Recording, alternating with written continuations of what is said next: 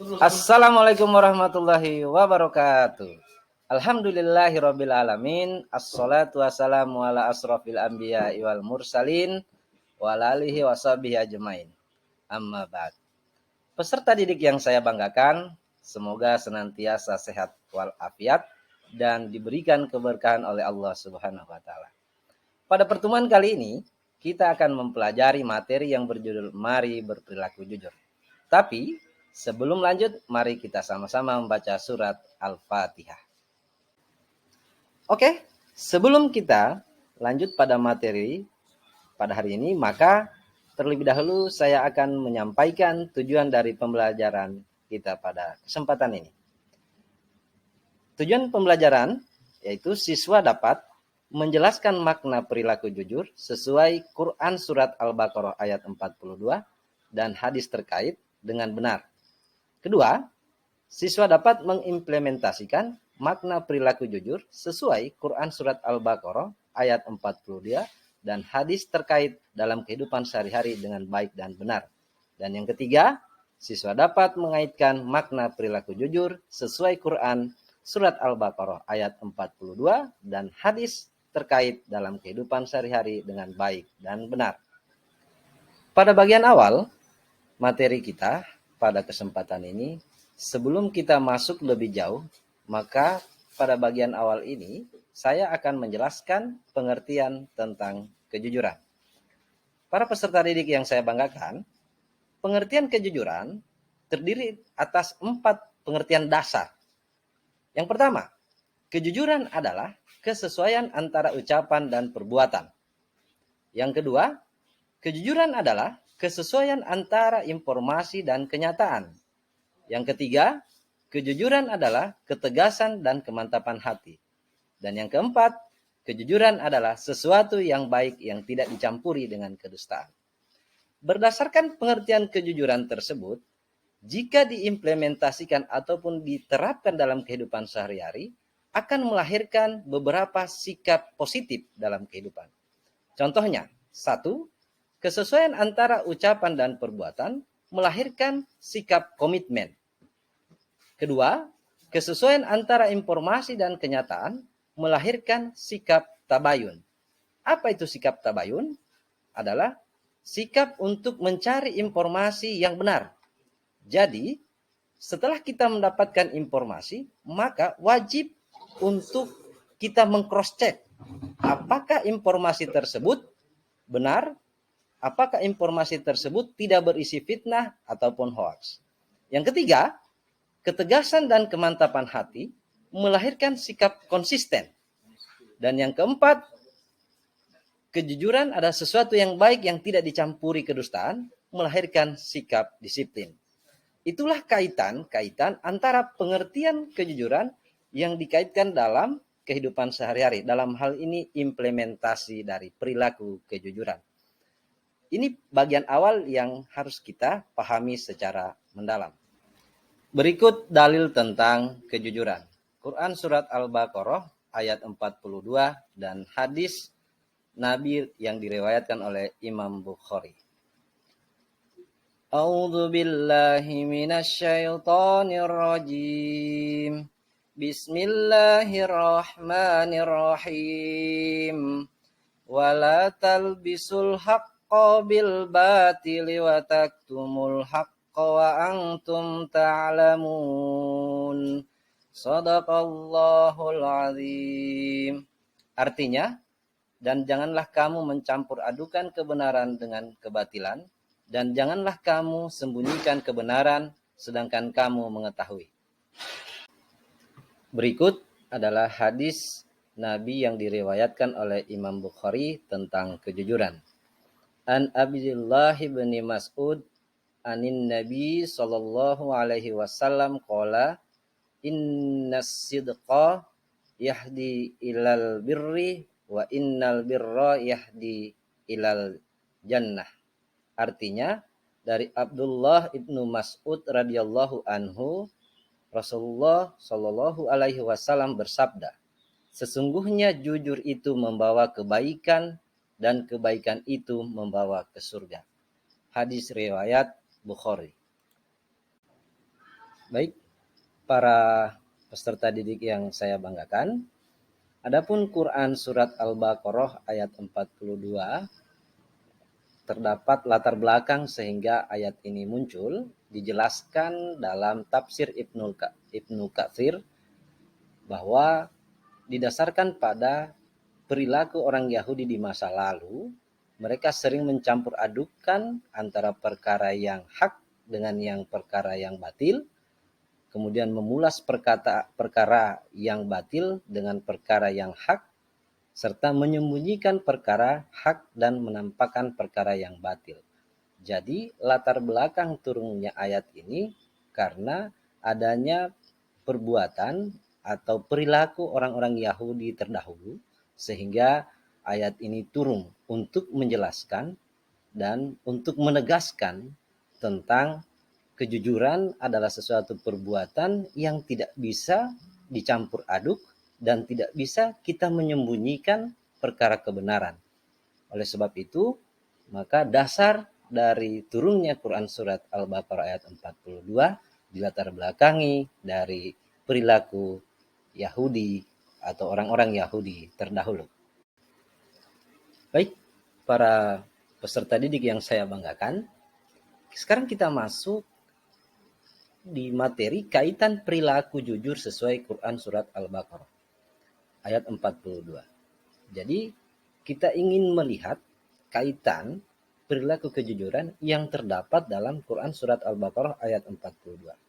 Di mana dalam Quran surat Al-Baqarah ayat 42 ini terdapat dua kata kunci yang akan saya jelaskan pada bagian pertama, yaitu potongan ayat dalam Quran surat Al-Baqarah ayat 42, wala talbisul haqqo bil batil, dan janganlah kamu mencampur adukan kebenaran dan kebatilan.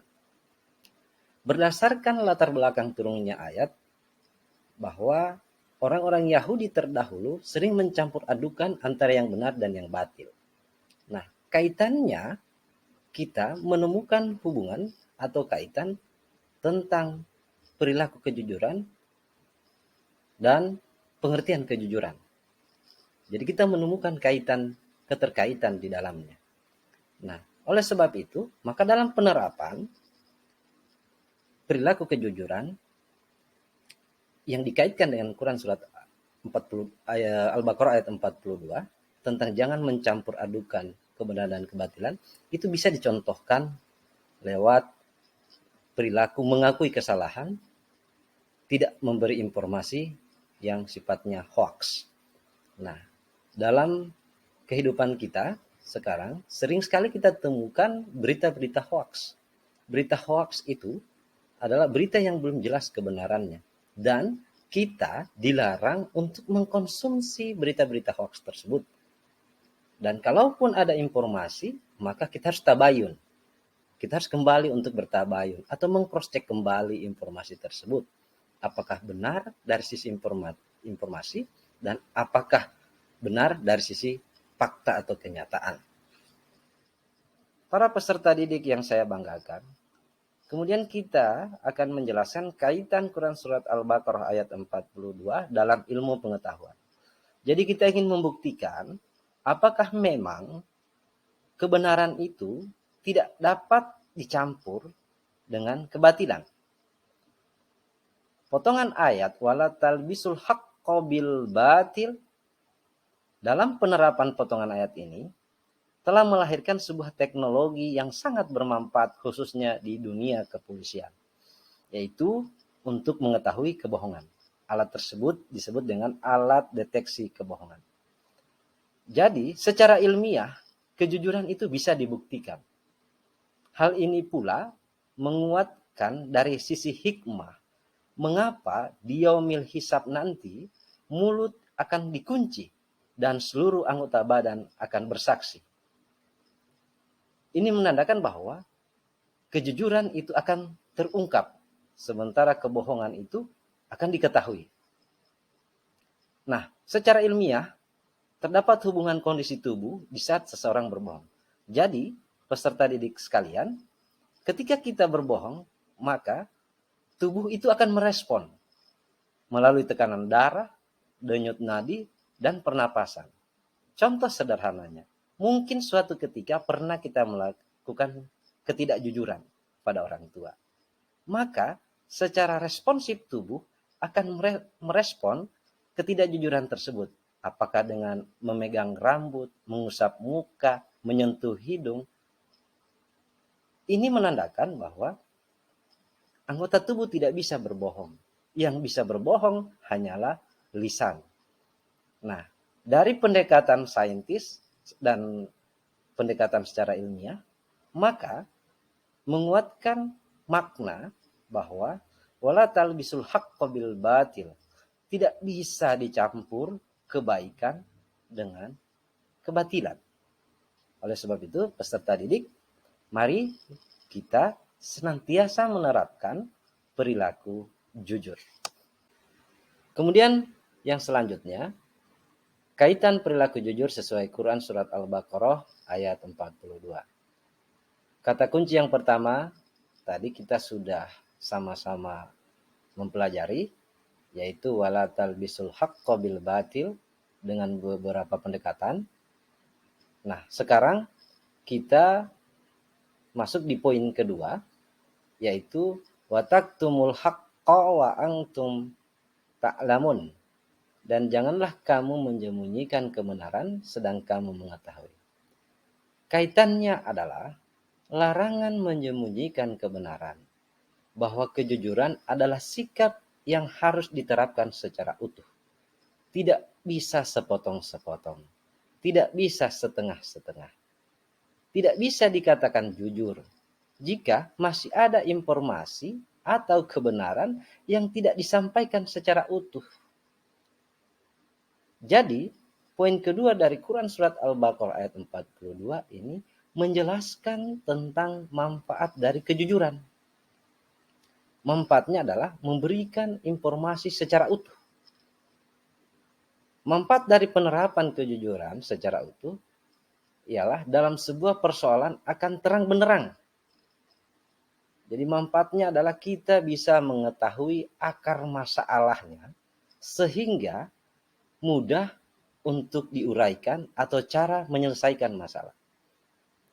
Bisa kita contohkan, ada sebuah masalah yang tidak jelas akar masalahnya karena informasinya sebagian disampaikan dan sebagian ditutup-tutupi. Maka kita tidak akan dapat menyelesaikan masalah tersebut karena tidak utuhnya bangunan kebenaran atau tidak totalnya informasi yang diberikan. Adapun contoh perilaku jujur bisa kita lakukan untuk menyelesaikan konflik. Konflik-konflik yang terjadi, baik konflik yang sifatnya kecil dan besar, tentu harus menerapkan ayat ini, potongan ayat ini. Wa taktumul haqqo wa antum ta'lam. Jangan disembunyikan kebenaran. Harus diungkap dengan terang benderang. Nah, sering juga kita menjumpai sebuah ungkapan berbohong demi kebenaran. Maka kalau kita menggunakan dua pendekatan atau dua poin dari Quran surat Al-Baqarah, maka ungkapan itu tertolak. Yang pertama, kita dilarang mencampur adukan yang benar dan yang batil. Kemudian yang kedua, kita dilarang untuk menyembunyikan kebenaran. Oleh sebab itu, biasanya penerapan tentang wataktumul haqqo wa antum ta'lamun sering kita dijumpai dalam persidangan, utamanya ketika saksi memberikan kesaksiannya. Oleh sebab itu, para peserta didik, mari mulai hari ini kita belajar, kita terbiasa dengan menyampaikan informasi, menyampaikan kebenaran secara utuh. Jangan ditutup-tutupi. Peserta didik yang saya banggakan, berikutnya kaitan perilaku jujur sesuai dengan hadis Nabi yang diriwayatkan oleh Imam Bukhari.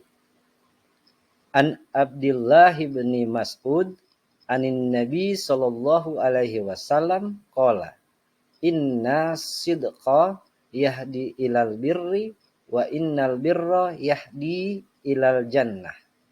Dari Ibnu Mas'ud radhiyallahu anhu, Rasulullah Shallallahu alaihi wasallam bersabda, sesungguhnya jujur itu membawa kepada kebaikan dan kebaikan itu membawa ke surga. Kaitan hadis ini menjelaskan tentang manfaat dari kejujuran, menghadirkan kebaikan. Seperti pengertian kejujuran, perilaku jujur ini melahirkan sikap-sikap positif. Jadi melahirkan kebaikan-kebaikan lain seperti komitmen. Jadi jujur itu membawa kebaikan karena menghasilkan kebaikan-kebaikan lainnya. Nah, selain kebaikan dalam kehidupan di dunia maupun tentunya kebaikan di akhirat. Adapun contoh manfaat kebaikan di dunia diantaranya kita dapat dipercaya seperti yang telah dicontohkan oleh Nabi Muhammad SAW. Beliau digelari dengan Al-Amin atau dipercaya. Nah, oleh sebab itu, maka perilaku jujur ini sekali lagi para peserta didik wajib untuk kita terapkan dalam kehidupan. Karena jujur itu adalah dasar sifatnya dan penerapannya akan melahirkan sifat atau kebiasaan-kebiasaan yang positif. Seperti dapat dipercaya, orang lain pun akan mempercayai kita manakala kita selalu menjaga kejujuran. Oleh sebab itu, maka perilaku jujur itu dari sisi pengertian sangat mudah. Tentunya sangat sulit untuk diterapkan manakala kita tidak terbiasa. Nah, melalui Quran Surat Al-Baqarah ayat 42 dan hadis Nabi ini menjelaskan tentang kewajiban sebagai seorang muslim untuk berperilaku jujur. Selain pendekatan lewat dalil, tentunya saya ulang lagi bahwa kejujuran juga secara ilmiah bisa dibuktikan. Para peserta didik yang saya banggakan, kita sudah mempelajari pengertian kejujuran, contoh-contoh penerapannya, kemudian kaitan perilaku jujur berdasarkan dalil, dan pendekatan-pendekatan ilmiahnya. Maka yang terakhir adalah manfaat kejujuran. Secara sederhana, bisa kita rumuskan manfaat kejujuran. Yang pertama, mendapatkan kepercayaan dari orang lain.